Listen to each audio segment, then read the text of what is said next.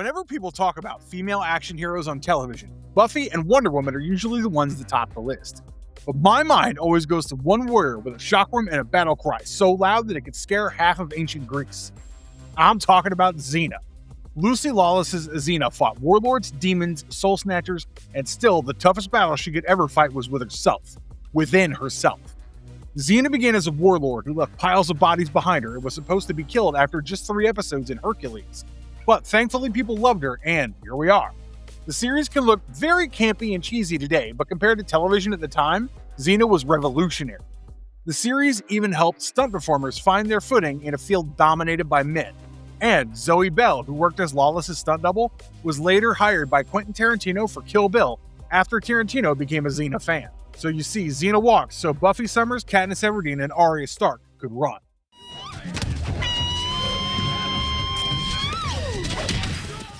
Before the chakram, Xena began as a villain on Hercules. Hercules, the Legendary Journeys was a big success, with Kevin Sorbo as the titular noble hero who traveled from one village to another and rescued people from warlords, monsters, and the rageful whims of the gods. The series followed a Monster of the Week format, and it was fairly good television, and I say that with the utmost love. But Hercules was pretty one-dimensional. He was strong, kind, and a do-gooder through and through. Xena of Amphipolis, on the other hand, had a richer character arc in just 3 episodes than Hercules had across 6 seasons. Lucy Lawless first appeared as Xena in the 9th episode of Hercules Season 1, The Warrior Princess, and this Xena was nowhere close to the feminist icon we now know and love her as. Xena was a cruel and manipulative villain who didn't flinch once before using her chakram, her signature throwing weapon, and making people bleed. She even seduced the young and rather gullible Lawless to draw out his best friend Hercules so she could kill the son of Zeus. Before Xena came face to face with Hercules, she had a pretty long list of atrocities to her name. She'd committed murder, kidnapped people for ransom, and caused enough terror to earn the title Destroyer of Nations. I mean, you don't earn a reputation just like that. However, her fall toward evil did not happen without a cause. Her home was attacked by the warlord Cortese, and her brother was killed. Xena swore revenge on him, which only pushed her down the path of violence. Revenge may have started the fire in Xena, but it was Julius Caesar who poured an entire barrel of fuel over it. Xena fell in love with Caesar when he was just a military commander. But he betrayed her and had her legs broken and left her nearly beaten to death. That betrayal destroyed whatever little hope Xena had in people. However, an Egyptian slave woman named Malila saved Xena's life and nursed her back to health. Xena once again felt that there was good out there after all. But later, when Roman soldiers stormed in to kill Xena, Malila took an arrow meant for her and died in her arms. This finally drove Xena over the edge, and whatever little restraint she had in herself vanished. She slaughtered the Roman soldiers and warned, "Tell Hades to prepare himself. A new Xena is born tonight, with a new purpose in life: death." 2 episodes later, Xena faced another betrayal at the hands of her lieutenant and troops, and was forced to rely on Hercules. When both of them fought each other, Hercules refused to kill her. That act of mercy broke through years of hatred and anger that Xena had carried. In the Season 1 finale, titled Unchained Heart, Xena chose to seek redemption and make amends for the crimes she'd committed. Hercules even acknowledged her and remarked, "The world needs Xena too." That moment of mercy also led to Xena getting her own series. According to co-creator Robert Tappert, the decision to spare Xena and give her her own redemption arc came from the dearth of female superhero series on television at the time. Universal also nudged him in that direction and said, "You know what? You should rip yourself off before somebody else does and try to make a spin-off out of that character." And it's pretty wild if you think about it. All it took was 3 episodes for Xena to grab all the attention from the hero and create her own cult following. Xena even became more memorable than Hercules, as Rotten Tomatoes quipped, "Seriously, who even remembers TV's Hercules?" And the only handful of people who remember Hercules now do so because it launched to Xena. That's rather harsh for Kevin Sorbo, but also not entirely unfair. That's a debate for some other time. Let's move along. Brought to life by Sam Raimi, known for 1981's The Evil Dead, and Robert Tappert, who later married Lawless in 1998, Xena Warrior Princess debuted on September 4th, 1995, with the episode Sins of the Past. The pilot episode sent Xena back to her home city of Amphipolis, where she began her search for redemption. The episode also introduced Renee O'Connor as Gabrielle, a village maiden who would become Xena's companion and later her equal as a warrior. The creators had an easy option that could have made Xena a female copy of Hercules. Thankfully, the writers were far more ambitious. Tappert said, "Every time I thought of it, I was coming from the wrong point of view. I was coming from her starting from being good. Once I gave her a dark past, I instantly saw how you make it work. Instead of treating this as a female Hercules and giving her a new villain each week to beat up, the series continued with her arc that began on Hercules. The series centered on Xena wanting to protect innocent people and repay her moral debt.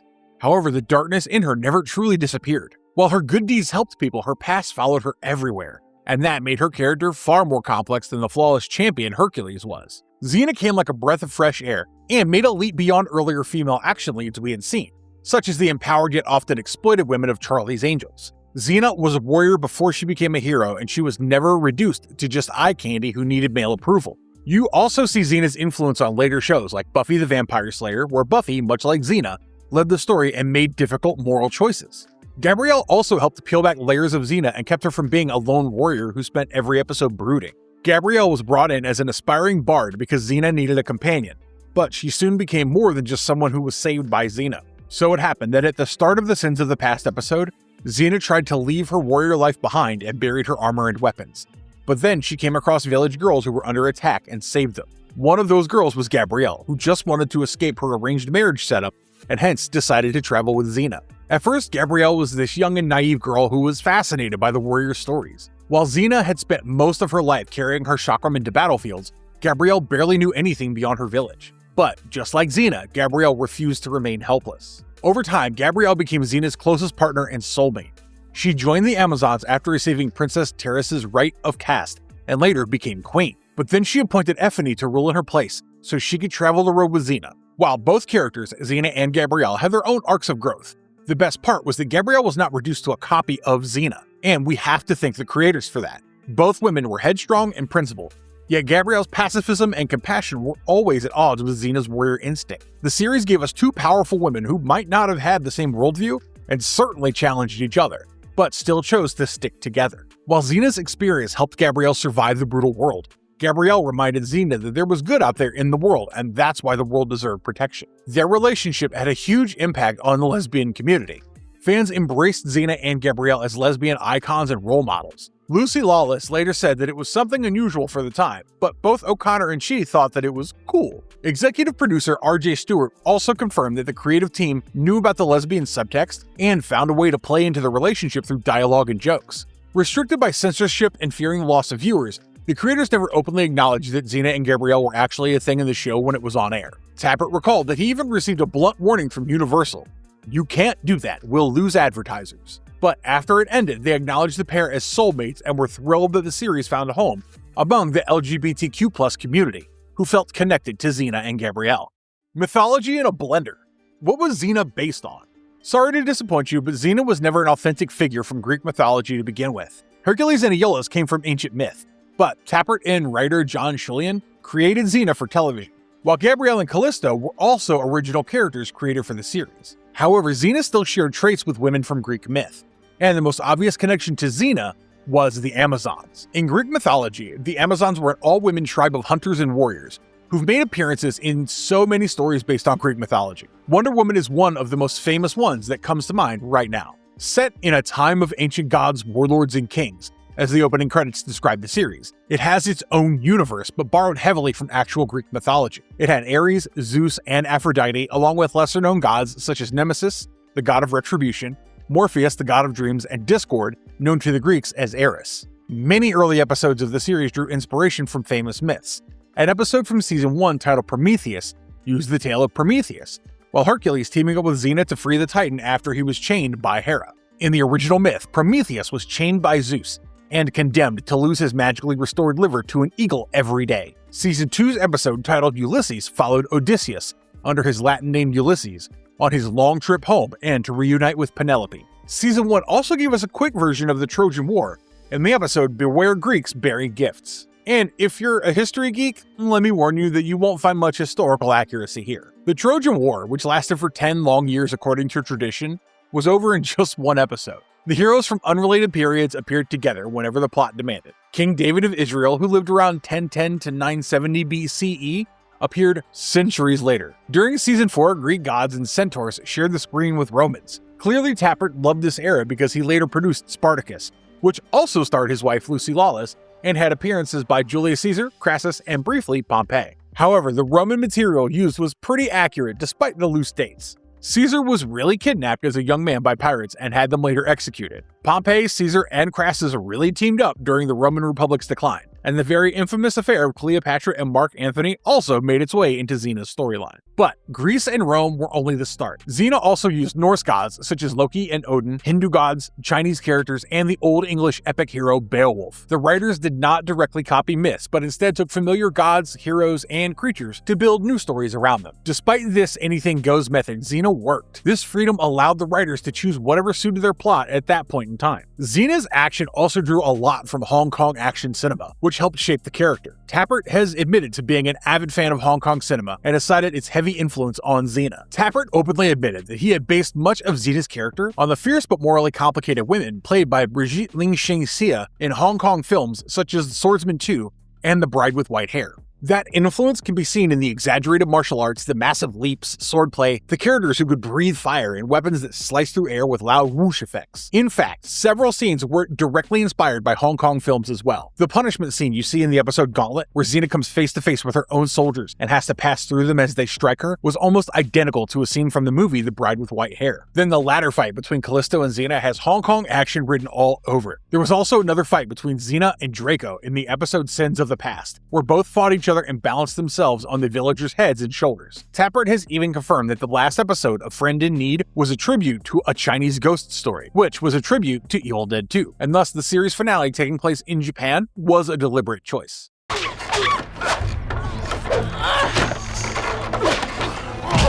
The controversies: religion, queer subtext, and studio anxiety.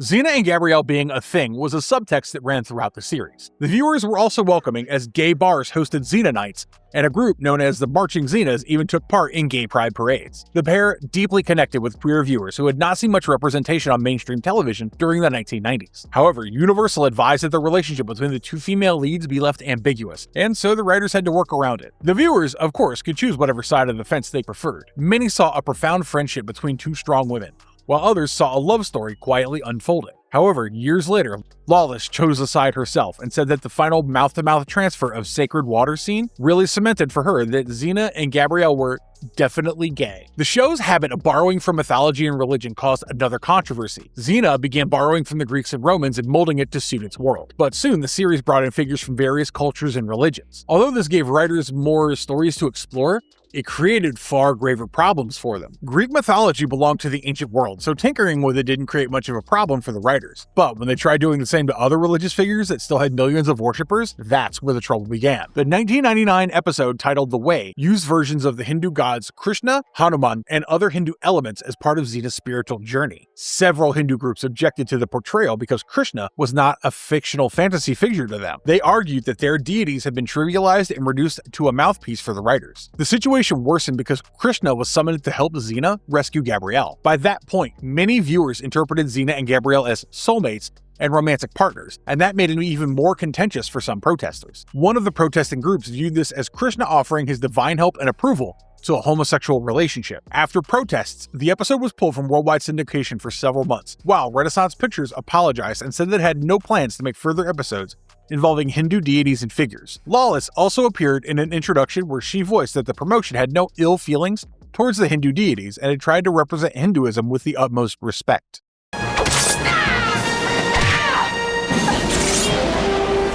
Cancelled or properly concluded?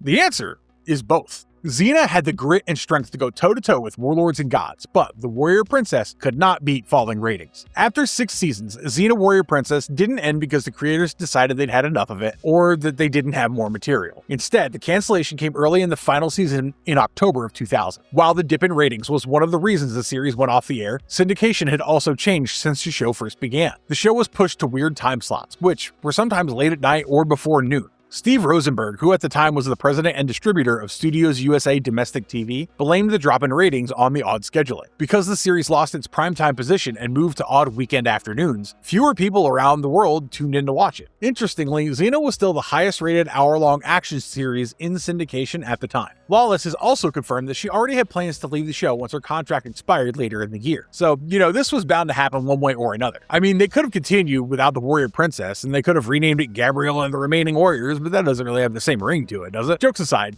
budgetary issues also matter. Each episode cost more than $1 million to produce, which was seriously a big amount for a syndicator to spend on a fantasy series. Yet the ending was not an emergency cliffhanger. The producers had enough material and time to give closure to Xena. Whether it was fair or unfair, we'll dig into later in this video. But the producers wrote a final 2-part event to neatly tie up the story. But obviously the fans weren't too elated about it. Sharon Delaney, who ran the official Xena fan club, said that she was overwhelmed by the number of messages in her email inbox on the Monday morning after the announcement was made. Fans were upset about it and did not shy away from putting their feelings across. And that makes you wonder how much of Xena's downfall came from its viewers and how much from the people who shoved it out of the audience's sight. And yeah, I'm talking about the syndication there.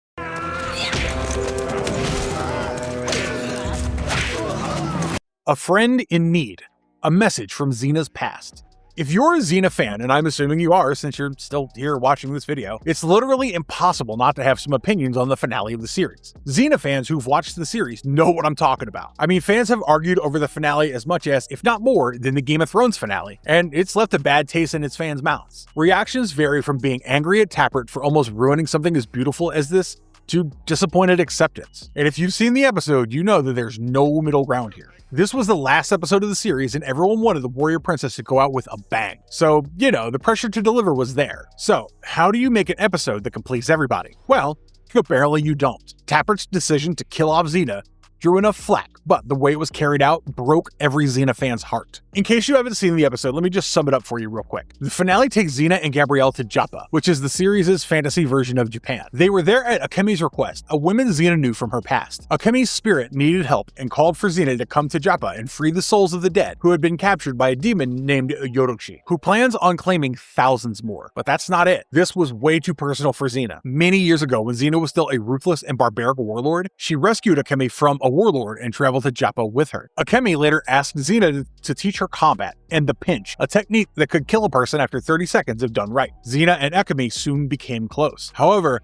Akemi only wanted to learn the technique from Xena to kill her father, Yodoshi, who had murdered her grandparents, mother, and siblings. After Akemi had avenged her family, she killed herself and requested that Xena carry her ashes to the family shrine. After Akemi's death, when Xena carried the urn, she was attacked by an angry mob because she was honoring someone who had committed the moral sin of patricide. Xena was enraged, and in that anger used fire against them. The blaze spread through the town of Higuchi, killing 40,000 people. After his death, Yodoshi became a demon, lord of the Dark Land. He then consumed those lost souls, and thus they could not rest peacefully even after their deaths. In the present, Xena and Gabrielle learned that Yodoshi held the spirits of the dead in a spiritual prison, and the huge hurdle was that only another spirit could kill him. This meant that Xena would have to die to defeat him. Although the fire began in anger and the mass deaths were accidental, Xena still bore the responsibility for those 40,000 deaths. So Xena decides that she must die before she can fight Yodoshi. The second half of the 2-part episode begins with Xena burning her old armor, which echoes the pilot. She wears a different battle costume and makes her way alone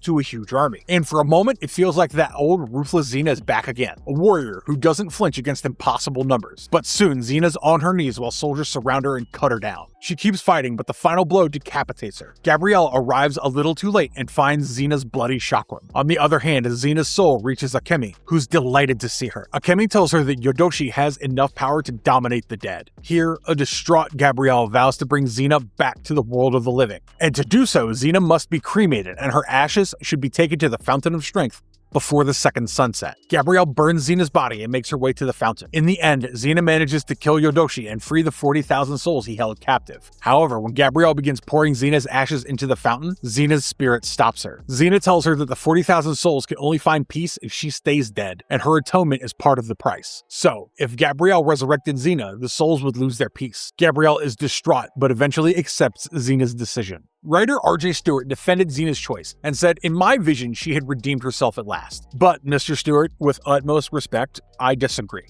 I did not want Xena to die, and I'm sure that many fans like me did not want it either. Lawless and O'Connor were wonderful in the final scene, and the episode looked cinematic, but none of that changed what I wanted. I just wanted Xena alive." Tappert and Stewart defended their choice of killing Xena because Xena's life was a long search for redemption because, hey, Xena started with the arc. However, my gripe was that the series had dealt with that struggle so many times already that killing Xena in the end to attain salvation does not make a lot of sense to me. In the episode The Way, Xena had come to terms with the fact that the sole purpose of her life was to defend the weak. In One Against an Army, Xena herself admits that she already paid enough for her past mistakes. In the episode's Ides of March, Callisto even tempted Xena with a peaceful life, yet she refused to abandon the helpless. So Xena just giving up her life for her past sins sounds a little absurd. On the other hand, Xena had faced far worse situations over the years and survived. I mean, throughout the course of the series, Xena was crucified 3 times and still came back. She even died in the episode Destiny, but was brought back to life. So fans had seen Xena die before and knew that in the Xenaverse, death was never likely to be permanent. So when Gabrielle was stopped by Xena from reviving her again, fans were shocked. In my honest opinion, I felt the permanent death was a tad unnecessary. Xena could have defeated Yodoshi in her spirit form, and then Gabrielle could have brought her back. Instead, the condition that Xena had to stay dead for the 40,000 souls to get peace felt a bit stretched. Had Gabrielle resurrected Xena and they'd sailed away together in the finale, I'm sure many of us would have cried tears of joy. Instead, the creators chose the total opposite. Perhaps killing her and reviving her again would have looked like an easy route for the writers, and they wanted to make some noise for one last time. And whoop, they certainly did. Another bone that I have to pick with the writers was the way they executed Xena's death. Before her death, Xena faced archers and took arrow after arrow.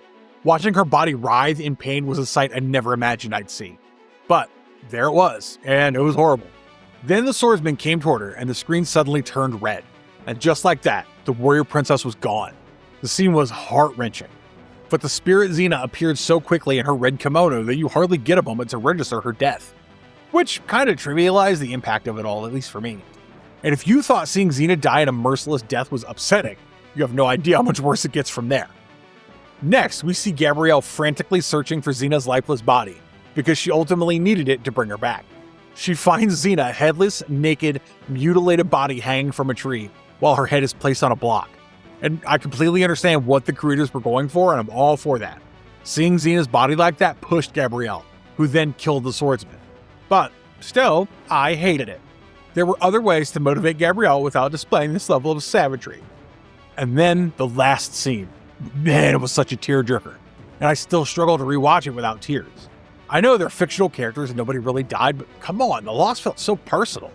Those final moments where Xena stops Gabrielle from restoring her body, I mean, all I wanted was to just reach through the screen, grab the urn in Gabrielle's hand, and pour the ashes into the fountain myself. It was so excruciating to watch. I mean, Gabrielle had already suffered enough. Give this poor woman her soulmate back, for God's sake. The reaction of the fans was intense because they'd spent years with these characters. Through it all, Gabrielle and Xena's friendship and love remained unchanged despite being so different from each other. The series ending meant losing them, which was hurtful. And then seeing Gabrielle leave without Xena made that loss much more painful. Gabrielle had captured hearts as deeply as Xena had, so when she grieved, we grieved.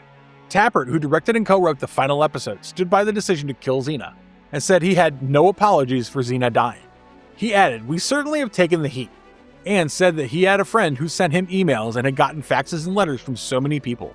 However, still backing the choice of killing Xena, Tappert said, "The finale was really based on where this series started, and it seemed to complete her journey looking for redemption." However, Lawless has a completely different view on the finale. She said, "I always regretted the ending, and thus kept going. It never happened, never happened." And if I'm honest with you guys, a tiny part of me respected and loved Xena's choice because it revealed her character. She gave up one person who meant the world to her for thousands of souls. Xena had come so far from the cruel warlord who once destroyed a nation, but now sacrificed her future with Gabrielle for souls that she didn't even know. It echoes a strong parallel with Christ, and it's only fair to make that comparison. I mean, the girl had been crucified left, right, and center. But at the end of the episode, Xena would guide Gabrielle in spirit while Gabrielle would love Xena in spirit forever. And while it was also poetic and I loved every bit of it, I did not like it.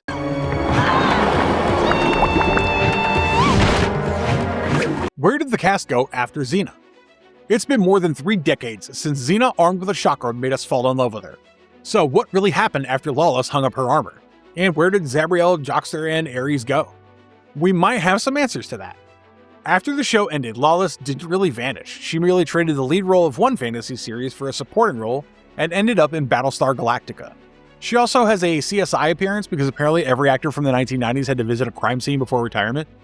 Lawless also had roles in Spartacus, Salem, and a modern-day Tarzan series that most of us wish to erase from our memory. Lawless also made guest appearances in The X-Files, Agents of S.H.I.E.L.D., Parks and Recreation, The L Word, and Veronica Mars. She later reunited with Bruce Campbell and Rob Tappert for Ash vs. the Evil Dead, where she played Ruby. She returned as Detective Alexa Crow in My Life is Murder, which reached its 5th season in 2026. On top of that, she moved behind the camera and directed the documentary Never Look Away, which premiered at Sundance in 2024. Renee O'Connor, who once brought Gabrielle to life, continued to act, direct, and produce. However, she kept a low profile after the series ended. O'Connor appeared along with Bruce Campbell at Sci-Fi's gloriously cheap Alien Apocalypse, along with several independent and direct-to-video films. She founded Rock Productions in 2002, which allowed her to develop projects of her own. She appeared in Boogeyman 2, Beyond the Farthest Star, and A Question of Faith. Then, in 2021, O'Connor reunited with Lawless during the second season of My Life is Murder, and called it even better than I expected. Seeing them together after decades really healed something for me. O'Connor later focused more on theater and, from 2022 onward, worked as a producer and director on The Tragedy of Romeo and Juliet, 1984, and A Midsummer Night's Dream. Ted Raimi played Joxer, the heroic warrior in his own mind, and also played Joxer's identical brothers. Even after Xena was over, Ted remained one of his brother Sam Raimi's trusted actors. He appeared in the Spider-Man films, Oz the Great and Powerful, and Drag Me to Hell. He also reunited with Lucy Lawless and Bruce Campbell in Ash vs. Evil Dead.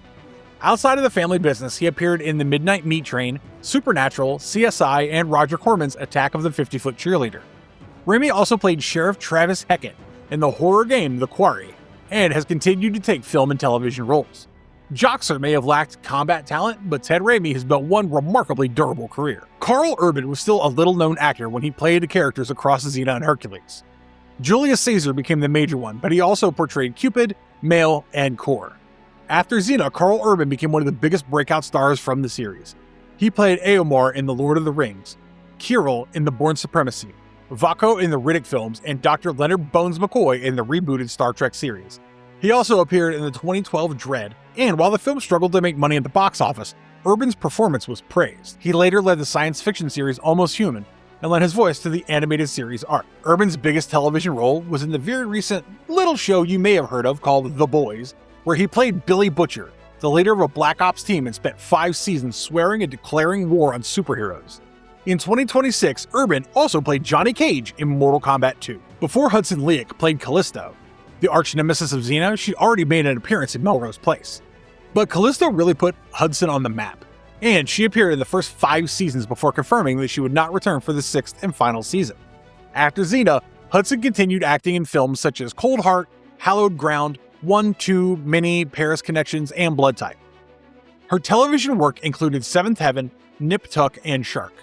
Her last notable work was in Blood Type in 2018. Later, Hudson moved away from acting and focused on yoga and spiritual work. So, Callisto dedicated her existence to torment and murder, but now helps people find peace. What an irony. Kevin Smith, who plays Ares in the show, sadly died at the age of just 38.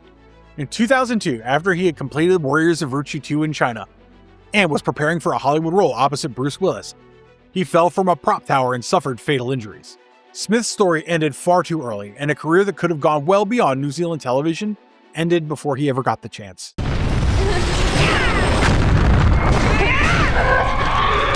What came after Xena, and could it return? Like many shows whose finales left fans wanting more, Xena Warrior Princess was no different. While the show had killed Xena and Gabrielle made her way to Egypt without her, the fans were never likely to accept that as the final nail in the coffin. There are countless works of fan fiction where Xena and Gabrielle are on new adventures, a completely different ending where nobody had to sacrifice, and probably thousands of ways that Gabrielle could have just poured those ashes into the water before Xena had the chance to stop her. We also have the official Xena comics published over the years, including by Dark Horse Comics, that offer the unsatisfied fans more stories. While they may not have Lawless's battle cry or those spectacular New Zealand locations, more Xena is still more Xena, and fans took whatever little they could get. The franchise also had several video games in the 1990s, and while the graphics are pretty wonky by today's standards, at least they got to keep the warrior princess alive in their hands. There was also Hercules and Xena, the animated movie, The Battle for Mount Olympus, which many fans probably remember. Lawless and Kevin Sorbo lent their voices to Xena and Hercules while the two faced the goddess Hera. After the series was cancelled in 2001, there were incessant rumors about a film or reboot that refused to die. However, nothing really came out of it. A real revival was finally in sight in 2015 when Universal brought Javier Grillo-Marchand, best known for Lost and Law & Order Special Victims Unit, on board as writer and producer for a reboot. Javier came with a fresh perspective and wanted to tweak Xena and Gabrielle's relationship. Basically, gone were the days when their relationship was laced with innuendo and subtext. This version was ready to address it openly. Tappert and Raimi too were supposed to return for the project, but suddenly in 2017, Javier left the project, citing creative differences, and the project was shelved indefinitely. As of now, in 2026, nothing has been officially greenlit, but Xena has never truly disappeared. The television series may have ended, but the warrior princess still lives wherever fans remember that battle cry. Because the show may be over, yet the warrior princess is still very much alive in the people who love her. And you proved that when you decided to click on this video. So thank you for clicking on our video, everybody. If you like what you saw here, please like the video, subscribe to our channel, and make sure to ring that notification bell so you don't miss any more videos. I'll see you in the next one. Have a great day.